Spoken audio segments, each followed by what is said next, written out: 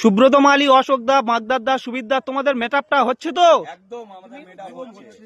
তোমাদের মেটআপটা নাকি location change হয়েছে? হ্যাঁ, একটু চেঞ্জ হয়েছে, ওটা আমরা বিশেষ কারণের জন্য একটু চেঞ্জ করেছি। অশোক দা, তারিখ একই আছে তো? একদম একই তারিখ, একই সময়, 30শে নভেম্বর রবিবার 10টা থেকে 4টে। বাগদার দা, এই নতুন মেটআপটা আবার কোথায় হচ্ছে তোমাদের?